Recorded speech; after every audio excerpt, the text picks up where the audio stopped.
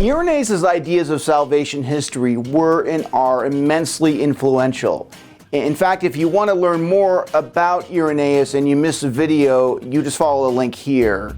The great strength of Irenaeus' ideas was their relative simplicity.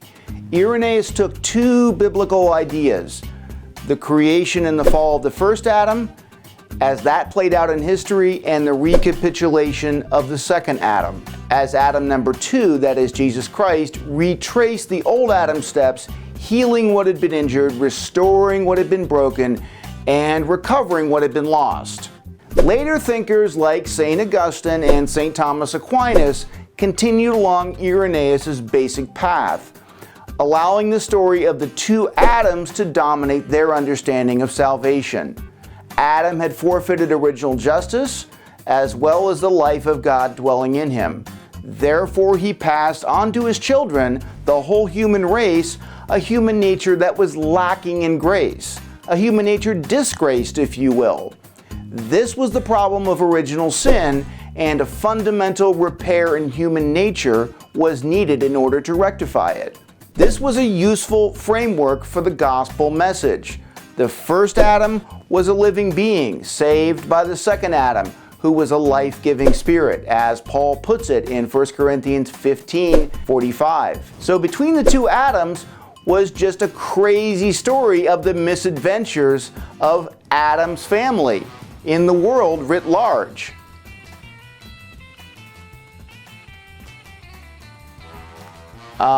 Guys, that's the Munsters. I wanted Adam's family. Yeah, the joke is that it's Adam's family and they're kind of creepy and they're all over the world. Yeah, never mind. But the two Adams framework had some significant vulnerabilities. It allowed the patristic and medieval theologians to turn the whole story of the Bible into something abstract, as Adam became a stand-in for humanity in general.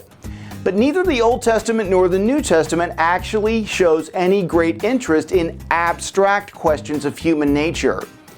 In fact, it's difficult to find many passages that discuss human nature at all, or the human condition considered abstractly.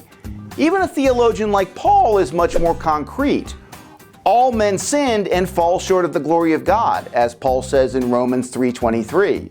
Come to think of it, the Old Testament is not even very interested in the person of Adam at all. I mean, outside of Genesis 2 and 3, one can count on one hand the number of references to the person or the idea of Adam. And actually, a lot of those references are even disputed. He's just not a figure that seems to have captured the interest or the imagination of the Old Testament writers at all. What does interest the New Testament writers? It's not Adam, but what? Did you guess it? Do you need another hint? One more time? Still don't get it? Yeah, that's right, Israel. The Old Testament is barely interested in Adam at all, but you can barely read a few verses before Israel gets mentioned in some way or another. There are thousands of references to the sons of Israel, or even to Israel, the bride of Yahweh, or Israel, the firstborn son of Yahweh. By any reasonable accounting of the data, the story of the Old Testament is really about Israel rather than Adam. Now, it's true that you do see Adam frequently mentioned in some of the later Jewish intertestamental works written after the Old Testament and probably a little before the New Testament. Books like Jubilees, 1st Enoch, 4th Ezra, the Testament of the 12 Patriarchs, 2nd Baruch, and so on. But what's so significant is that Adam in these places usually is mentioned as a type of Israel. Or put differently, what God blessed Adam with, the dominion over the whole world, Israel was seen as inheriting.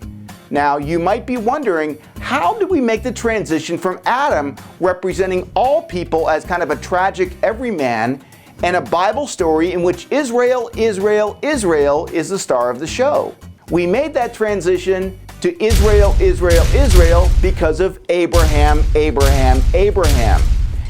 Abraham is called out from the nations, from the great mass of humanity, to be the father of a people who will channel God's saving blessings to all the children of Adam. The Abrahamic Covenant is the turning point of salvation history, for it is the point at which God's plan becomes about choosing one people to save all the other people. Now, you might also be wondering, is Dr. Brown wearing this tuxedo because he wants to symbolize the Abrahamic Covenant as a marriage between God and Israel? The answer is no. I do not wear this tuxedo to depict the Abrahamic Covenant as a marriage between God and Israel. I wear this tuxedo because it makes me look good. Damn good. What Adam was given, Abraham and his people inherited. What Adam lost for humanity, Abraham and his children were sent on a mission to recover. The book of Genesis sees this too, by the way. Notice the language of promise given to Abraham. In Genesis 1:28, remember, just as Adam was commanded to be fruitful and multiply, so God promises to make Abraham's seed fruitful, to multiply it, and to spread it all over the whole earth. The same basic promise is repeated to Isaac and Jacob. The point here is made subtly that a measure of God's original purpose for Adam will be realized in God's vocation for Israel, that is, the descendants of Abraham. Indeed, the neglect of Israel is one of the biggest interpretive mistakes Christians of all stripes make when reading the Old Testament and looking for some coherent story. Israel is seen exclusively negatively, as though the story of salvation history is really in fact a story of damnation history that's only salvaged at the end somehow by God in Jesus Christ. We should note at once the problem with this. Why have the whole story of Israel in the Bible at all? I mean, heck, we don't really need the story of Israel to convince us something is fundamentally wrong with the world. Jesus could have told us to walk up and down the street and you'll find dozens of tangible, concrete, empirical evidence of original sin. There's no reason to have this convoluted story of 73 books to explain that. Besides, I hate to be the one to bring this up, but if Israel is such a miserable failure, what in fact does this imply about God? I mean, what, that God tried again and again with his firstborn son Israel, and after exhausting his patience, after 12, 13, 14, 15, or however many centuries, just kind of gave up and said, the heck with it. Israel will never keep the law no matter what I do. I'd better go to plan B, Jesus Christ. Forget keeping the law with all its rigmarole. We'll just send Jesus and just believe in him, get saved, and we'll call it a day.